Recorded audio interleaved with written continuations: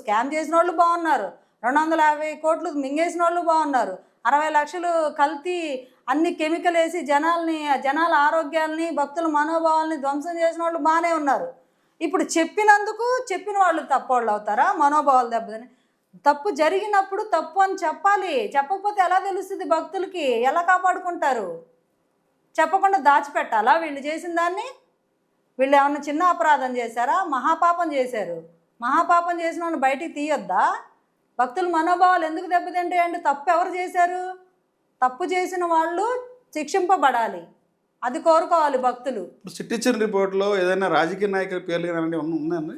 పేర్లు ఖచ్చితంగా బయటకు వస్తాయండి. ఇప్పుడు 36 మంది నేను చార్జ్ షీట్లో యాడ్ చేశారు. ఇంకా అది కంటిన్యూ అవుతుంది విచారణ. ఇంకా ఫైనల్ రిపోర్ట్ అన్నారు కదా. ఫైనల్ రిపోర్ట్ ఏం కాదు, అది నివేదిక మాత్రమే. అంటే ఇంక నివేదిక ఇచ్చేయంగానే అయిపోయింది, అప్పుడే అయిపోద్దా కోర్టులో? మరి నివేదిక ఇచ్చిన తర్వాత ఎందుకు రాజకీయ పార్టీలు కోర్టులో ఉన్నటువంటి కేసు మరి కోర్టు ఎందుకు బయట తీసుకొచ్చి ఇలా రచరచ చేస్తారు? రాజకీయ నాయకులు చేస్తారంటే వైఎస్ఆర్సీపీ పార్టీ చేస్తుంది. ఎందుకంటే వాళ్ళ మనుగడ శూన్యం అవుతుంది. అంతమంది భక్తులు ఒకసారి రోడ్ల మీద కూడా తిరగనీరు వాళ్ళు చేసిన పనికి. దాని నుంచి తప్పించుకోవడానికి ఎదురువాదన అంటే జంతువు ఇది లేదన్నారు, అది లేదన్నారు, మీరు అబద్ధాలు చెప్పారు, మేము కల్తీ మాత్రమే చేసాం. కల్తీ ఏం కల్తీ మీరు చేసింది? దాని నుంచేక చేసింది కల్తీ. అంటే వైసీపీ సూటిగా అడిగేది ఏంటంటే, గతంలో ఏదైతే కల్తీ కలిసిందని చెప్పి పవన్ కళ్యాణ్ గారు ఒక దీక్ష తీసుకొని అమ్మవారి మెట్లు కడిగి బొట్లు పెట్టారు. ఇప్పుడు కల్తీ లేదు అని చెప్పి సిట్ ఇచ్చింది కనుక ఇప్పుడు ఏ మెట్లు కడుగుతారు, ఎక్కడ బొట్లు పెడతారు పవన్ కళ్యాణ్ గారు? కల్తీ లేదని సిట్ చెప్పిందండి. నేను మిమ్మల్ని ఒకటే స్ట్రైట్ క్వశ్చన్, జంతు అవశేషాలు లేదు అనేది అవశేషాలు లేవు అని చెప్పిందా? లేకపోతే కల్తీయే గలవలేదు, రసాయనాలు గలవలేదు, జంతు అవశేషాల నుంచి వచ్చిన రసాయనాలు కలిసాయని చెప్పిందా లేదా? పామాయిల్ కెమికల్ తో కలిసినటువంటి కెమికల్ ఎక్కడి నుంచి వచ్చిందండి? మోనోగ్లిజరైడ్ ఎక్కడి నుంచి వచ్చింది? ఫ్యాట్ నుంచి చేసేది అది ఇంకా మరీ ఘోరంగా టాయిలెట్ క్లీనర్స్ కూడా యూజ్ చేసే రసాయనాలు కలిపారట. మరి దాన్ని ఏమనాలి? ఇంకా దరిద్రం అది. అంటే జనరల్ గా మాట్లాడుతున్నాం, ఏ రాజకీయ పార్టీ ఒక మతపరమైనటువంటి మనం మాట్లాడేటప్పుడు మనం కొంత శానిటీతో మాట్లాడాలి. వినండి, మనం ఇంకా లోతుకి వెళ్లే కొద్దీ ఇవి ఇంకా ఇంకా ఇంకా చాలా మాట్లాడాల్సి వస్తుంది. ఇంకా పాపం చేశారు. ఇంకా కొంచెం మేము సెన్సిటివ్ విషయం కాబట్టి చాలా తక్కువ మాట్లాడతాం. అంటే ఎవరు చేసిందని ప్రజలు తెలియాలి కదా. తప్పు ఎవరు చేసిందని. లేదంటే ఇప్పుడు వైసీపీ చెప్తుంది కదా కావాలని చెప్పి రాజకీయ డైవర్ట్ కోసం చేశారు. ఇది మేము భక్తుల మనోభావాలు దెబ్బతినకూడదు అని చెప్పి దాన్ని కొంచెం సస్టైనబిలిటీగా కొంచెం లైట్గా మాట్లాడుతుంటే మేము చాలా శుద్ధపూసలం అని చెప్పి వాళ్ళు ఎదురు అటాక్ చేస్తున్నారు. అప్పుడు మాట్లాడాల్సి వస్తుంది. అంతేగాని ఇది రాజకీయం చేసే విషయంగా సిగ్గుతో తలదించుకోవాల్సిన విషయం. వైఎస్ఆర్సీపీ పార్టీ వాళ్ళు ఒక మనిషి జన్మ ఎత్తితే భగవంతుడి మీద, ఆచారాల మీద సరైన గౌరవం, సంప్రదాయాలు పాటించే వాళ్ళైతే వాళ్ళు ఎన్ని జన్మలు ఎత్తినా వాళ్ళ పాపాన్ని కడుక్కోలేరు. అంత పాపం చేశారు, మహాపాపం చేశారు. అలాంటి వాళ్ళు ఇప్పుడు మళ్ళీ పైపెచ్చు మేము పవన్ కళ్యాణ్ గారు మెట్లు కడుగుతారు, ఎన్ని మెట్లైనా కడుగుతారు. తప్పు చేయలేదుగా. తప్పు చేసింది మీరు, కల్తీ కలిపింది మీరు, అసలు సనాతన ధర్మాన్ని నాశనం చేసింది మీరు కడగాలి. మీరు పొర్లు దండాలు పెట్టాలి. ప్రతిరోజు ఒక 100 ఏళ్ళు మీరు గుడి చుట్టూ పొర్లు దండాలు పెడితే కానీ జగన్మోహన్ రెడ్డి గారి పాపం పోదు. అంత చేయాలి.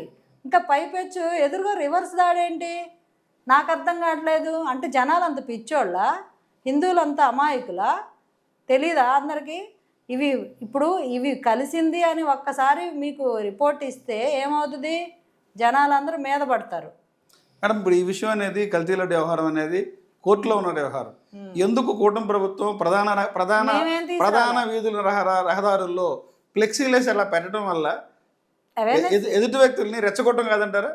ఎదుటి వ్యక్తులను రెచ్చగొట్టడం కాదు, వాళ్ళు వేసే చెత్త మా మీద వేస్తున్నారు కాబట్టి దాన్ని ప్రజలకు తెలియాల్సిన బాధ్యత ఉంది కదా. నిజమే అనుకుంటారు కదా. ఇప్పుడు దాకా వీళ్ళు శుద్ధపూసల్లాగా కలవలేదు, అసలు సిట్టు నివేదిక క్లీన్ చిట్ ఎవరికి ఇచ్చిందండి? ఇంతవరకు విచారణే అవ్వలేదు, క్లీన్ చిట్ ఇచ్చేసిందంట వీళ్ళకి.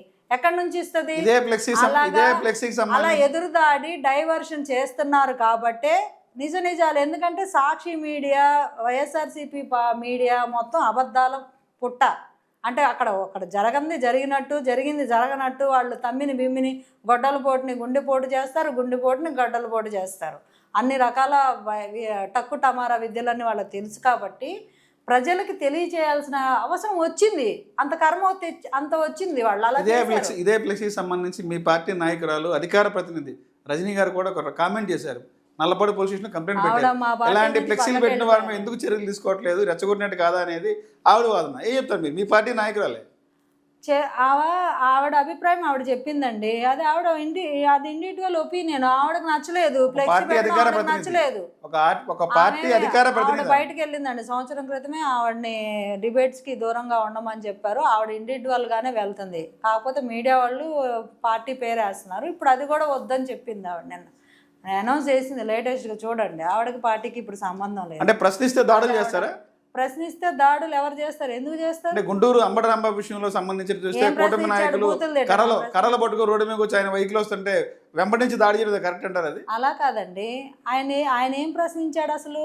బూతులు తిట్టాడు. అంటే ఇక్కడ ఇట్లాంటి బోర్డులు పెట్టడం వల్ల మనోభావాలు దెబ్బతింటాయి కదా, రెచ్చగొట్టే విధానం కదా, ఈ బోర్డు మీరే తీసేయండి అని చెప్పి ఆయన అక్కడ చెప్పడం జరిగింది. పురుగొల్పింది ఎవరు? మేము శుద్ధ పోసలం అని చెప్పుకొస్తుంది ఎవరు? వాళ్ళు గడగండి, ఆ మెట్లు గడగండి, ఈ మెట్లు గడగండి అంటుంది ఎవరు? వాళ్ళు అంటున్నారు కాబట్టి జనాలు తెలియజేయడానికి ఫ్లెక్సీలు పెట్టారు. నాకైతే అదేం తప్పుగా కనిపించట్లా.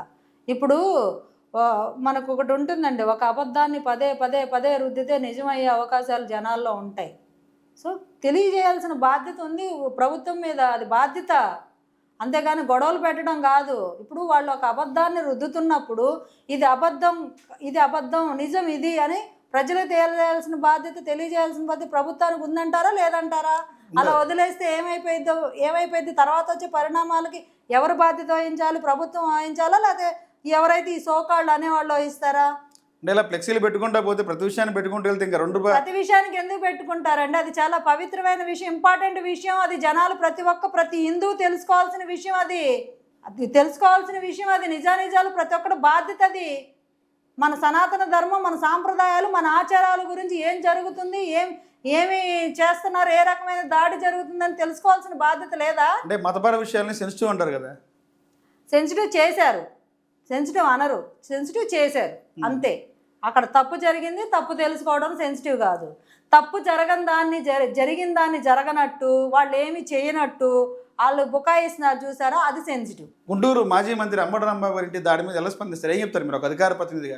ఏదైనా ప్రజాస్వామ్యయుతంగా దాడులను మేము ఖండించామండి మా పార్టీ నుంచి. కానీ వాళ్ళైనా ఈవెన్ టీడీపీ హెడ్స్ కూడా ఆల్రెడీ నా అధినాయకత్వం, అధిష్టానం కూడా ఖండించింది. వాళ్ళనేమి కూర్చోబెట్టి దాడులు చేశారు, సభాష్ అని వాళ్ళకేమి మెడలేయలేదే. స్థానిక ఎమ్మెల్యే చెప్పారు, వాళ్ళ మీద కూడా ఎఫ్ఐఆర్లు కట్టారు, అరెస్ట్ చేశారు. స్థానిక ఎమ్మెల్యే మాధవి గారు చెప్పారు కదా, మేమే దాడి చేసామని చెప్పారు బహిరంగ. ఆవిడే మీడియాతో మాట్లాడారు. చెప్పిద్దండి మీడియాతో మాట్లాడారు. నేనైతే చూడలేదు. ఆవిడ అలా అని ఉండకపోవచ్చు, మీరు ఎలాగ మీకు కన్వే అయిందో తెలియదు. ఎవరైనా దాడులను ప్రోత్సహించి చట్టబద్ధమైన దీనిలో ఉన్న వాళ్ళు అనరు. ఆవిడ ఏ కంటెస్ట్లో వాళ్ళు ఏం అడిగారో ఆవిడేం చెప్పిందో మీరు నాకు అలా కన్వే చేస్తున్నారేమో, కానీ అలా అన్నీ ఉండకపోవచ్చు. ఏదైనా ప్రజాస్వామ్యంలో ఇప్పుడు గతంలో వైఎస్ఆర్సీపీ పార్టీ వాళ్ళు టీడీపీ ఆఫీసును ధ్వంసం చేశారండి, అందరూ ఖండించారు. అట్లాగే ఈరోజు ఆయన బూతులు తిట్టారు, అది చట్టబద్ధంగా చర్యలు తీసుకోండి అనే చెబుతారు. కానీ చంద్రబాబు నాయుడు గారు వెళ్ళి దాడి చేయండి, నన్ను అన్నారు కాబట్టి కొట్టండి అని చెప్తారా? చెప్పరు కదా. అలా చెప్పేవాళ్ళు అయితే దాడి చేసిన వాళ్ళ మీద ఎఫ్ఐఆర్లు ఎందుకు పెడతారు?